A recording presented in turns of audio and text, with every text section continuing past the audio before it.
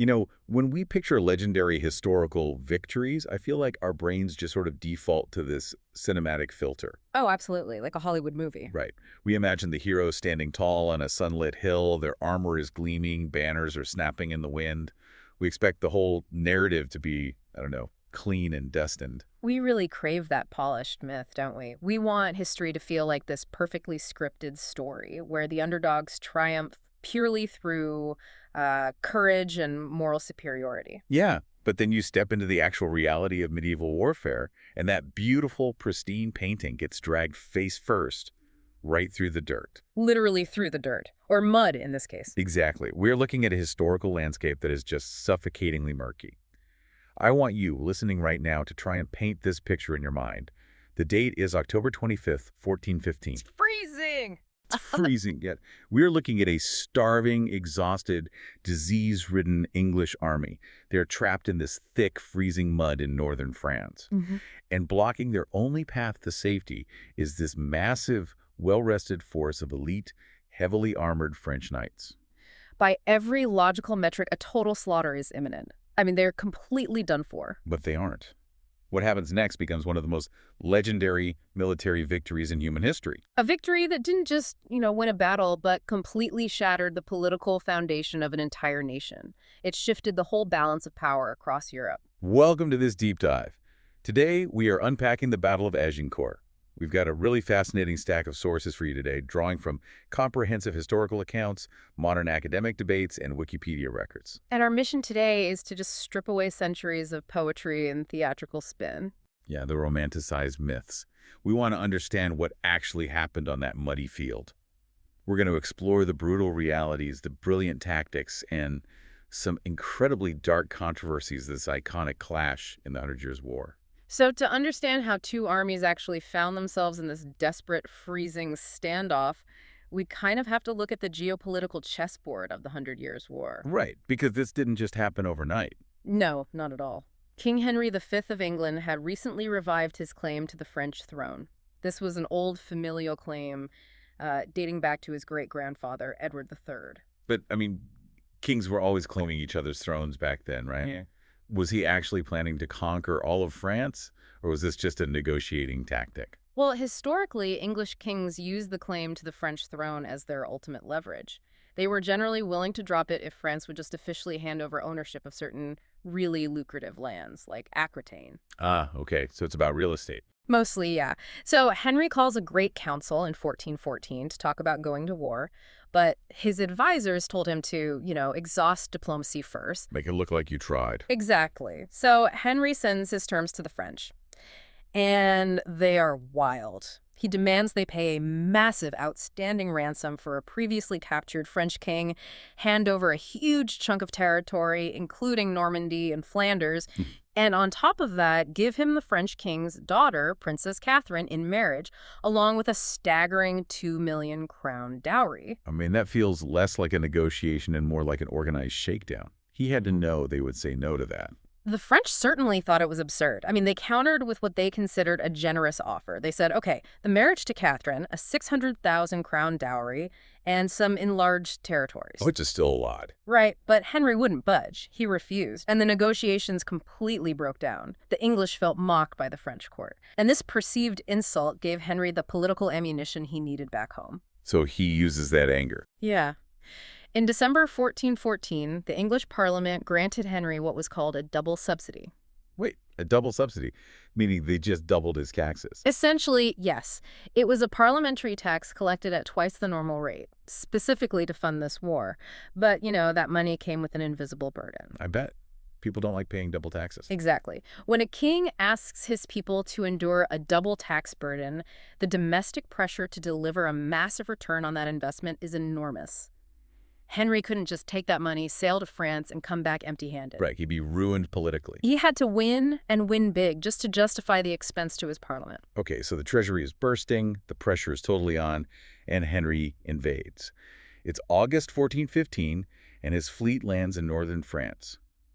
Our sources say he brought an invasion force of roughly 12,000 men. He even brought along his royal surgeon, Thomas Morstead, and a dedicated team of medical instrument makers. Which, I have to say, feels incredibly organized for 1450. He was very prepared. Right, so they march right up to the port city of Harfleur and lay siege to it. But things immediately start going off the rails. Yeah, the siege of Harfleur was supposed to be this quick, decisive opening move. Instead, it just dragged on for weeks in the late summer heat. And sitting in one place with a medieval army is never good. Never. Sitting in those muddy encampments outside the city walls, the English army was absolutely devastated by an outbreak of disease, specifically dysentery. Ugh.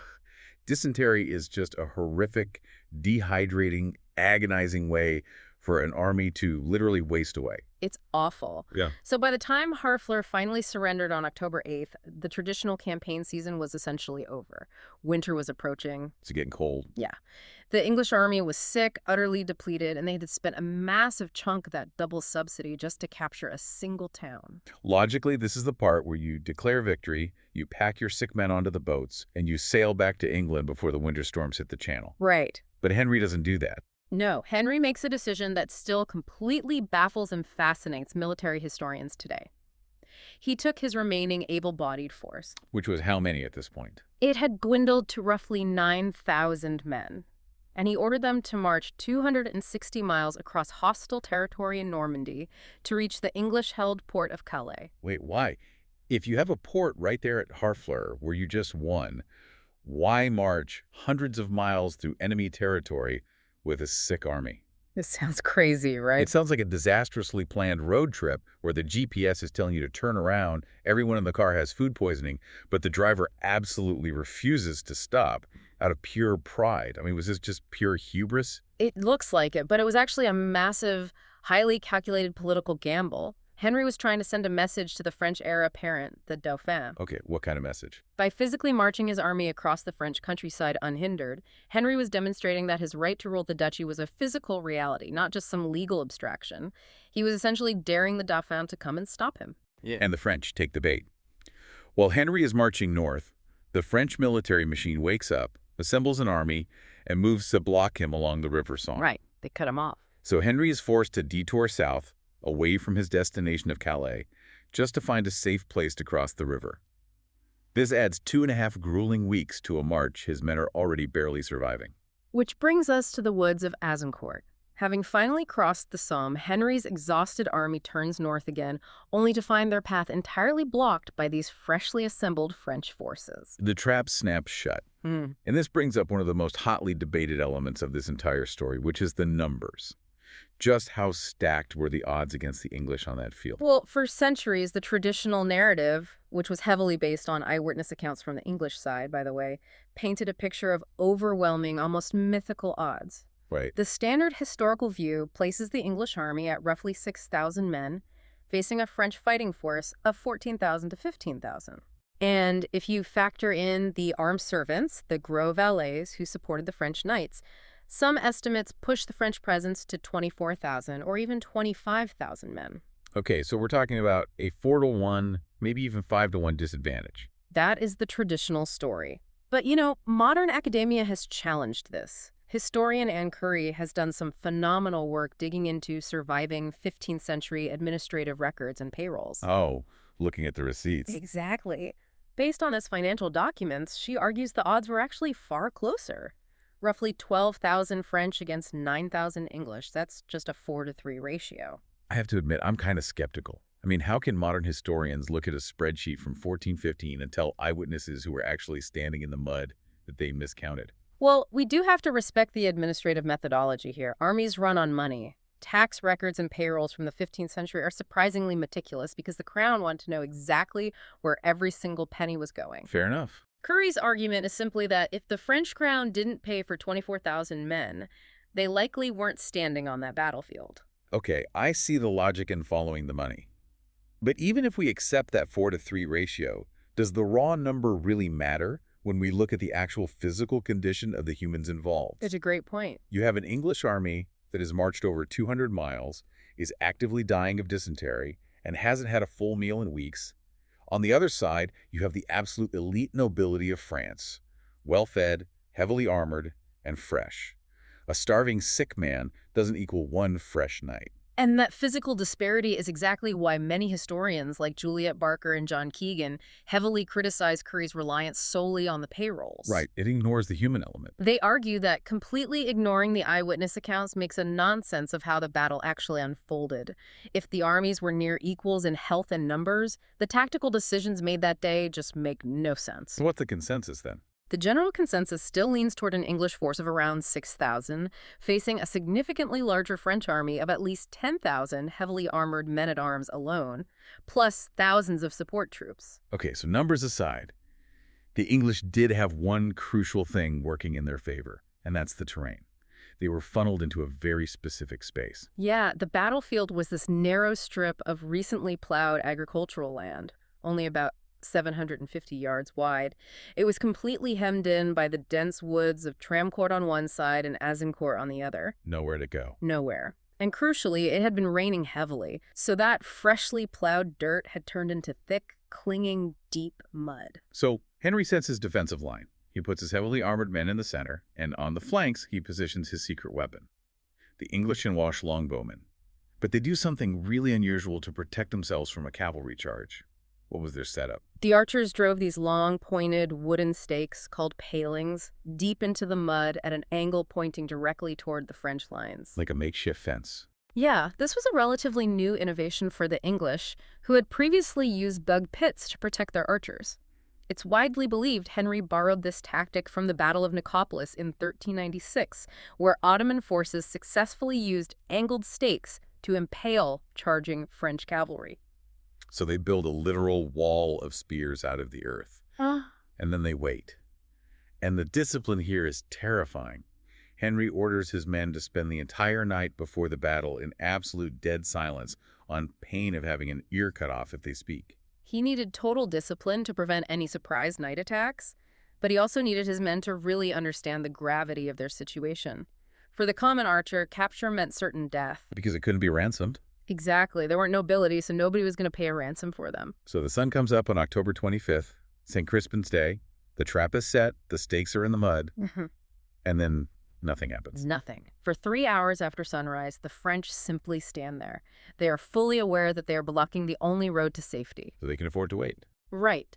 Military doctrine of the time dictated that if you hold your defensive ground, you hold the advantage. Furthermore, the French were waiting for reinforcements. The Duke of Brittany was supposedly marching toward them with an additional 6,000 men. They had zero incentive to attack. But Henry's men are freezing and starving. They literally cannot afford to wait. So Henry takes this colossal risk. He orders his archers to pull those life-saving wooden stakes out of the ground, carry them forward into the mud, and hammer them back in closer to the French lines. It was a moment of supreme vulnerability. If the French cavalry had charged while the English were carrying heavy wooden poles through the mud, the English line would have been completely overrun. Why didn't they? The French command structure was just chaotic. Many knights were off warming themselves by fires or feeding their horses. They completely missed the window of opportunity. Wow. So by the time the French finally organized their cavalry and charged the archers, the English stakes are back in the ground, and the dynamic of the battlefield shifts violently. The geography forces the French cavalry into an absolute nightmare. Because of the dense woods on either side, they cannot outflank the archers. They have to charge head-on. Right into the trap. They hit that impenetrable wall of wooden stakes, and as they do, the English longbowmen unleash an unprecedented volume of arrows. Let's talk about those longbows for a second, because this isn't just a regular bow and arrow. How does this weapon actually work against heavily armored knights? The English longbow was a weapon of mass kinetic energy. These bows had a draw weight of well over 100 pounds. It required a lifetime of skeletal conditioning just to pull the string back. That's insane. And a skilled archer could fire up to 10 arrows a minute, which was far faster than the French crossbowmen. While top-tier plate armor could sometimes deflect a direct hit, the arrows fell in this plunging parabolic arc. And the horses weren't fully armored, right? Precisely. The horses only had armor on their heads and chests. The arrows rained down, burying themselves into the unprotected flanks and backs of the animals. The pain just drove the horses completely mad. So the horses panic, they're bucking their riders, totally uncontrollable. And because of the woods, they can't go sideways. They turn around and gallop frantically back the way they came. And in doing so, hundreds of panicking, iron-shod war horses churn that wet, plowed field into a deadly soup of deep, sticky clay. And worse, they galloped directly into the advancing lines of their own French infantry. Oh, man. Trampling their own men and shattering their formations. Yes. Because now the French vanguard, which is thousands of men-at-arms on foot, has to cross that exact same field. I want to give you, the listener, an analogy to make this physical reality visceral. Please do. Imagine trying to run a marathon in a humid sauna. Now put on a 60-pound weighted vest. Now step into knee-deep, wet cement. And while you are trying to pull your boots out of the cement, thousands of armor-piercing arrows are raining down directly at your face. That is the perfect way to visualize it. These men were wearing full, custom-fitted plate armor weighing roughly 50 to 60 pounds. So much weight in the mud. To protect their eyes and breathing holes from the sheer volume of incoming arrows, the French knights were forced to lower their visors and tilt their heads down. So they are effectively blindfolded and breathing through a straw while doing heavy cardio in the mud. Their vision was restricted to a tiny slit, their oxygen intake was severely limited, and they were sinking to their calves, sometimes their knees, in the sticky clay. Unbelievable. Simply lifting a leg to take the next step required massive physical exertion. By the time they crossed the 300 yards to reach the English line, they were practically asphyxiating from exhaustion. And then the fatal physics of the crowd take over. The French vanguard actually reaches the English and pushes them back, but there are thousands of French soldiers behind them, all funneled into this narrow 750-yard gap. The men at the rear of the deep French formation couldn't see what was happening at the front. They just kept pushing forward, eager to get their own swords into the fight. Right. But by pushing forward, they compressed the men at the front so tightly together that the knights in the vanguard literally could not raise their arms to swing their weapons. So it turns from a battle into a crowd crush. Exactly. Men started slipping in the mud. Once a knight and 60 pounds of armor fell into that churned clay, getting back up was nearly impossible, especially with the crowd pressing over him. And then the men behind trip over them. Right, they tripped over the fallen. The sources describe men suffocating inside their own helmets, literally drowning in a few inches of mud because they couldn't stand up. It was a horrific press of bodies. The commander of the French army, Charles d'Elbret, was actually among those who perished in the crush. Wow. And when the English archers ran out of arrows, they didn't retreat. They dropped their bows, picked up the hatchets, swords, and heavy lead mallets they had used to drive their stakes into the ground, and waded directly into the paralyzed French mass. Just brutal hand-to-hand combat.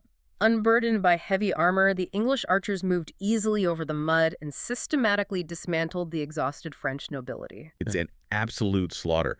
The English take the upper hand, but right at this moment of victory, the battle takes a shockingly dark and highly controversial turn. Yeah. While the English are capturing thousands of exhausted French knights, word reaches King Henry that his lightly defended baggage train at the rear of his army is under attack. Uh-oh. A local French force, led by a knight named Isambard d'Agincourt, alongside hundreds of local peasants, had raided the camp, stealing Henry's personal treasures, including a royal crown. The timing of this looting couldn't be worse. Henry looks around. He sees his camp being attacked from the rear. He looks forward and sees the massive French rear guard, thousands of men who haven't even fought yet, watching from the distance. And then he looks at the prisoners they've just taken, and he realizes a terrifying mathematical reality.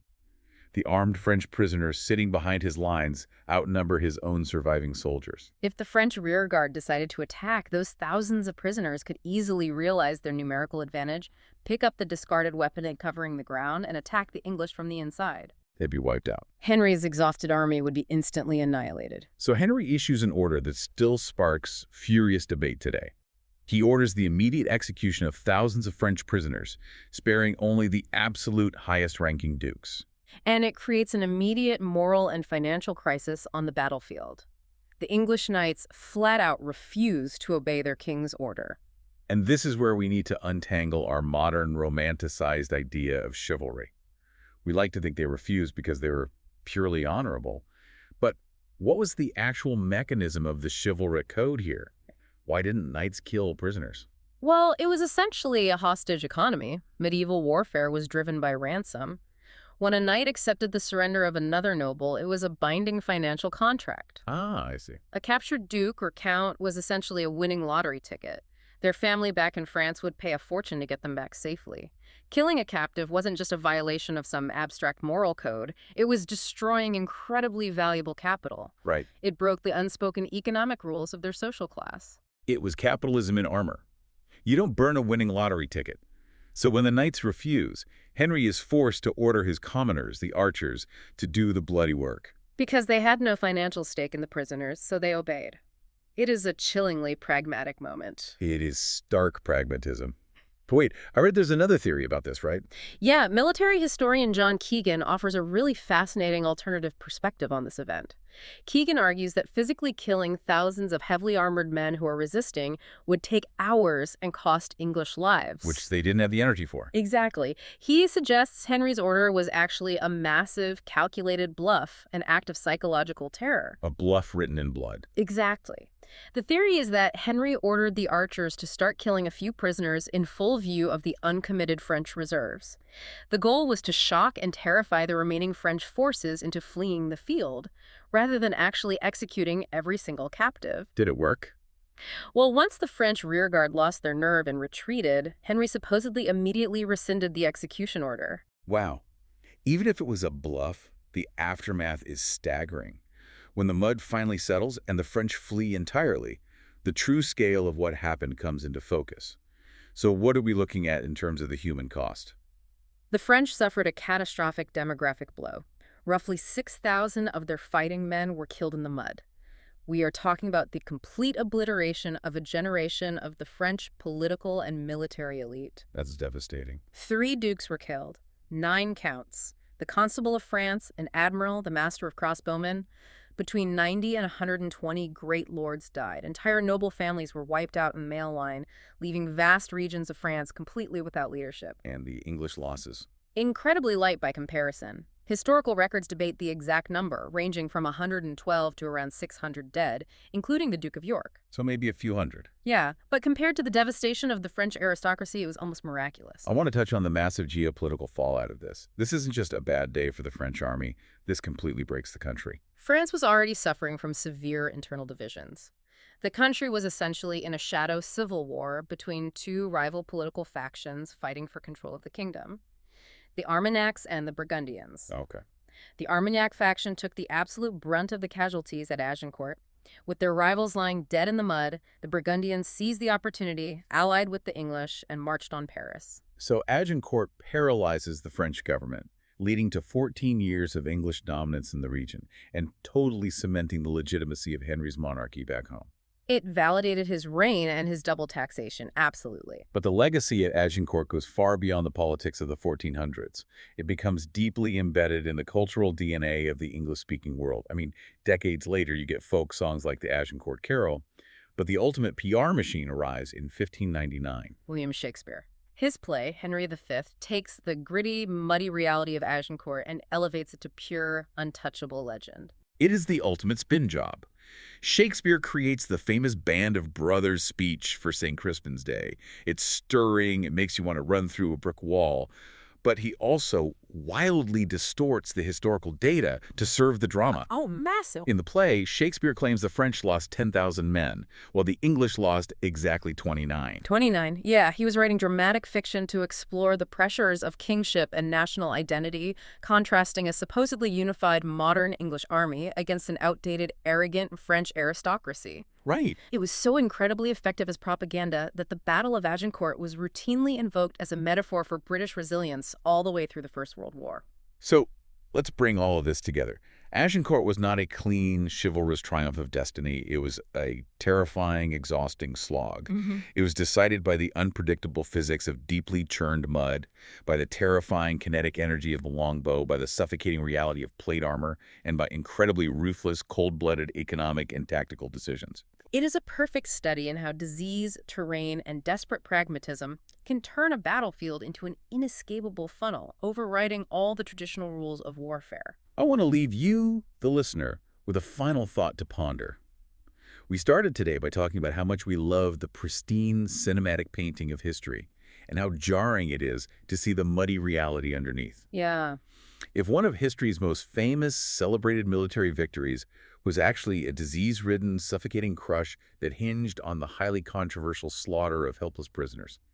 How much of the other historical narratives you accept as fact are really just the product of exceptionally good poetry and playwrights? It's a reminder to question the legends and look for the humanity and the mud behind the myth. Thank you for joining us on this deep dive. Keep questioning the stories you've been told.